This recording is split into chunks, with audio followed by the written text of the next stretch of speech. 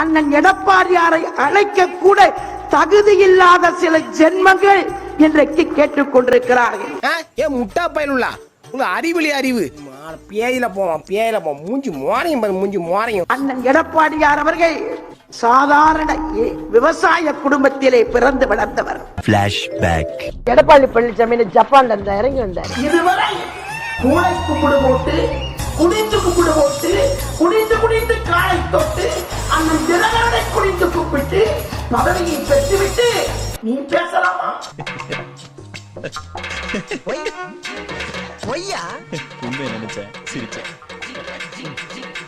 அவர் கிளைக்கழக செயலாளராகி வந்து இன்றைக்கு இந்த நிலைக்கு உயர்ந்து நிற்பவர்.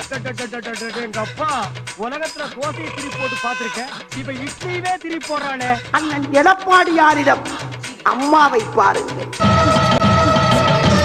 அண்ணன் எடப்பாடியாரிடம் புரட்சி தலைவர் எம்ஜிஆர் அவர்களை பாருங்கள். அண்ணன் எடப்பாடியாரிடம் புரட்சி தலைவர் எம்ஜிஆர் அவர்களை பாருங்கள். அண்ணன் எடப்பாடியாரிடம் புரட்சி தலைவர் எம்ஜிஆர் அவர்களை பாருங்கள். புரட்சி தலைவர் எம்ஜிஆர் அவர்களை பாருங்கள். எம்ஜிஆர் மாதிரி வச்சிருக்காங்க. ஏன்னா அப்படி கேக்குற? இல்லப்பா, எம்ஜிஆர் மாதிரி மூஞ்சி உனக்கு இல்லையடா. களத்திலே அவர் நமக்கு தோள் கொடுப்பார். ஸ்ரீதேவி காலடி எடுத்து வச்சமான்னு சொல்லுவாங்க.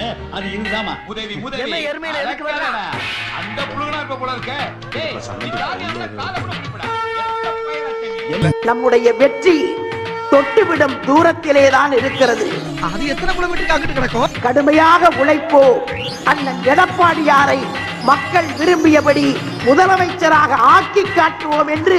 அதுக்கு தகுதியே கிடையாது. நீ ஏடிஎம்கே ஜிகேவோ, நீ அதுக்கு தகுதியே கிடையாது. அண்ணன் எடப்பாடியாரை முதலமைச்சராக ஆக்கி காட்டுவோம் என்று. மாடிக்கிற